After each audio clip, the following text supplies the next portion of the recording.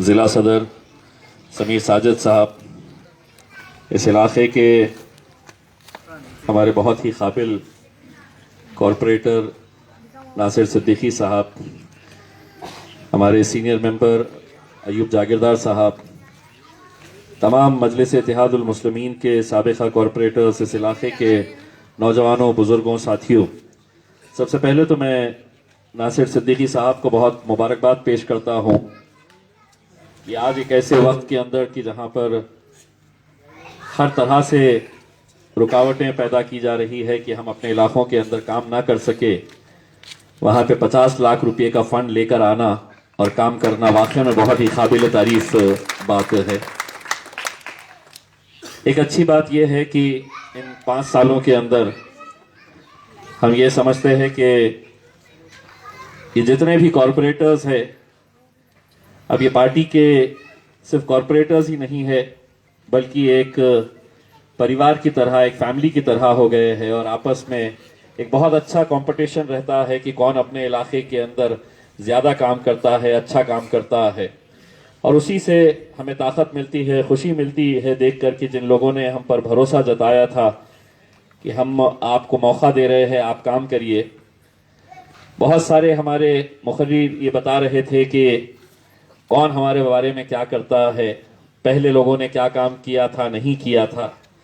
दरअसल ये है एक हकीकत कि जो काम करेगा वो रहेगा और जो नहीं करेगा लोग उसे कभी कबूल नहीं करेंगे।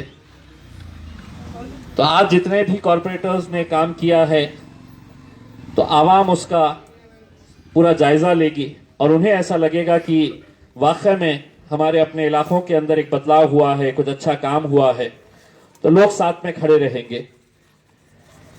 ये वाकई में बहुत खुशी की बात है कि पिछले कुछ दिनों के अंदर मैंने खुद ने कई सारे इलाकों में जाकर कई सारे काम के उद्घाटन किया हूँ।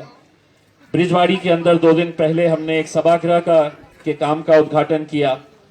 उसके बाद रावरसपुरा इलाके में रोड के काम का उद्घाटन किया। चंपा चौक के ऊपर काम जारी है। आज शाम मगरिब के बाद हम बुड्डी लाइन इलाके के अंदर जो रोड बनाए हैं उसका इफ्तिताह करने के लिए जा रहे हैं। तो ऐसे बहुत सारे काम अल्हम्दुलिल्लाह अलग अलग इलाकों के अंदर जारी है।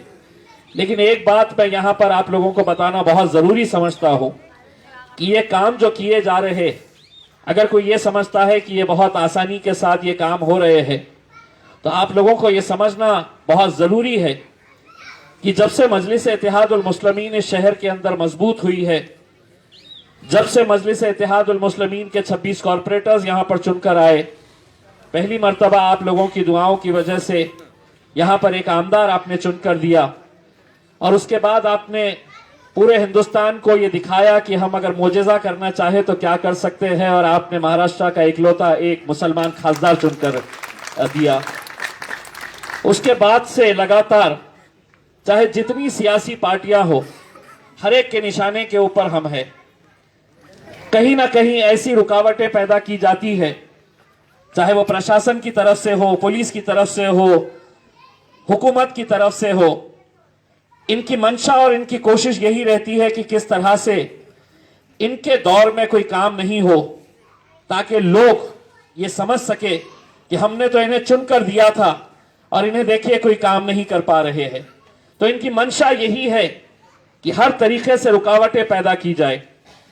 बल्कि मेरे साथ तो ये होता है कि मुझे बताया जाता है कि आप इस बात की सरकार की मुखालिफत मत करिए, हम आपको फंड सैंक्शन करवा के देते हैं। लेकिन मैं कहता हूं कि मैं मुखालिफत पूरी करूंगा, डट के करूंगा और मुझे तरीके आते हैं कि फंड कैसे निकालना है करके। तो वो हुनर भी अल्हम्दुलिल्लाह हमने सीख लिए हैं। काम और भी जारी रहेगा। एक बात जो जमीर खादरी साहब ने बताई है कि इस दौरान में हर छोटी छोटी बात के ऊपर जो पुलिस केसेस रजिस्टर किए जा रहे हैं।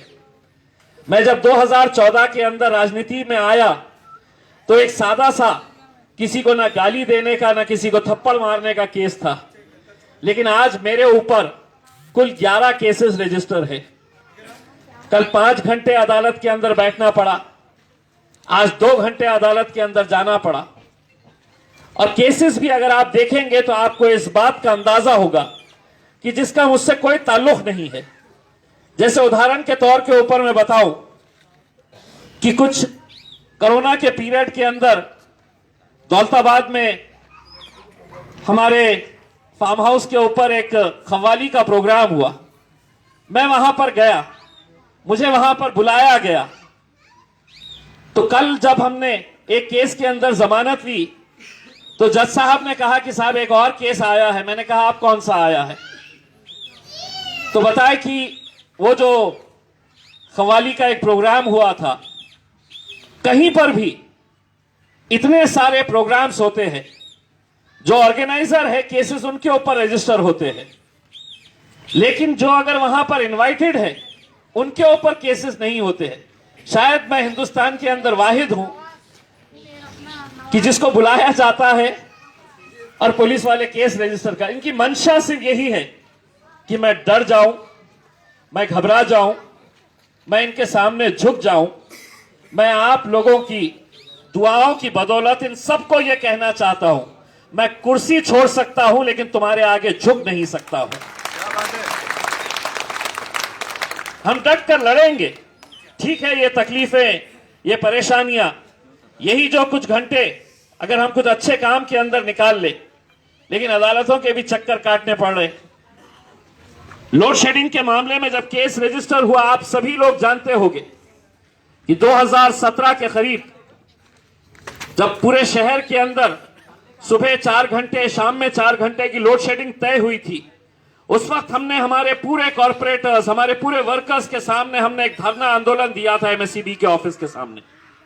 हाँ, कुछ हुआ था वहां पे, हंगामा हमने किए थे क्योंकि उनको वही भाषा समझ में आने वाली थी। नतीजा क्या हुआ कि पूरे महाराष्ट्र के अंदर जहां पर लोड शेडिंग लगाई गई थी, शाम होते होते जब हमने चीफ इंजीनियर का घेराव किया और उसको कुर्सी के ऊपर से उठने नहीं दिया, तब वहां के सेक्रेटरी का जब फोन आया कि आप इन्हें जाने दे, तो मैंने कहा कि जाने देंगे, आप फरमान जारी करिए वहां से कि तुम महाराष्ट्र में जहां करना है करो। औरंगाबाद के अंदर हमने उसी दिन कैंसिल करवाए थे लोड शेडिंग। आज हमें मालूम है कि आज शहर के अंदर अलग अलग जगहों के ऊपर, जैसा हसन सिद्दीकी साहब ने बताया है, महफिलें उनकी सस्ती है, तमाम सियासी पार्टियों की महफिलें सस्ती है, लेकिन चर्चा हमारा होता है। आप बताइए, अगर आप कुछ अच्छा काम कर रहे हैं तो अपने गुण गाइए वहां पर। आप बताइए आप क्या करना चाहते हैं। आप अगर कुछ अच्छे काम किए हैं तो आप बताइए, लेकिन पूरी महफिल सजाई जाती है। जिक्र किसका होता है वहां पे? तो इम्तियाज जलील, MIM पार्टी, असदुद्दीन अवैसी। मुझे तो उन सेक्युलर पार्टियों से एक सवाल पूछना है, ये पूरे के पूरे हमारे मुसलमान इलाकों के अंदर क्यों घूम रहे हैं? ये सेक्युलरिज्म का मतलब यह है कि तुम हमारी बस्तियों के अंदर घूमो और वही काम जो पिछले 70 साल से करते आ रहे हैं कि इस कौम को बांटने का काम करो। ये अगर बढ़ गई तो हमारी दुकानें चलते रहेगी। ये अगर यहां पर बिखर गई तो हम जो 70 सालों से कामयाब होते आ रहे हैं उसमें दोबारा कामयाब होंगे। लेकिन मैं आपको यकीन दिलाता हूं, मैं आपको पूरे भरोसे के साथ कहता हूं, वो कितनी भी कोशिश कर ले, इंशाअल्लाह हैदराबाद के बाद अगर पूरे हिंदुस्तान के अंदर मजलिस कहीं मजबूत है, ताकतवर है, तो वो अपने शहर औरंगाबाद के अंदर, और आगे भी होती रहेगी, क्योंकि आप लोगों की दुआएं, आप लोगों की ताकत और हर चीज आप देखते हैं। ऐसा नहीं है कि हम सिर्फ घोषणा कर रहे, हम अगर ये काम की शुरुआत कर रहे हैं तो कल परसों के अंदर ये काम शुरू हो जाएगा और यहां के लोग ये गवाही देंगे कि इतने सालों से इतने बड़े बड़े आलीशान यहां पर मकान बने हुए हैं, लेकिन सड़क नहीं है। तो किसकी वजह से नहीं है? हमें तो 5 सालों के अंदर 29-40 सालों के जो पाप इन लोगों ने किए थे, जो हमारे शहर में सिर्फ इलेक्शन के वक्त आओ, इलेक्शन के वक्त आओ, ऐसी महफिलें सजाओ, वादे करो और निकल जाओ, लेकिन हमने किए हैं। आज मुझे ये इस बात की खुशी है कि आज सिर्फ मुसलमान ही नहीं, आज कितने गैर कौम के लोग हैं जो इस बात का एतराफ करते हैं। ये हिम्मत लगती है ये कहने के लिए जब डीपीडीसी के अंदर शिवसेना के पालक मंत्री वहां पर बैठे हैं, भारतीय जनता पार्टी के आमदार अतुल सावे ये कहते हैं कि आप किसी एक महान पुरुष के एक पुतले के बारे में, महाराणा प्रताप के बारे में उस पुतला बनाने के लिए हमने प्रस्ताव रखा था, उसका क्या हुआ। उसके बाद शिवसेना के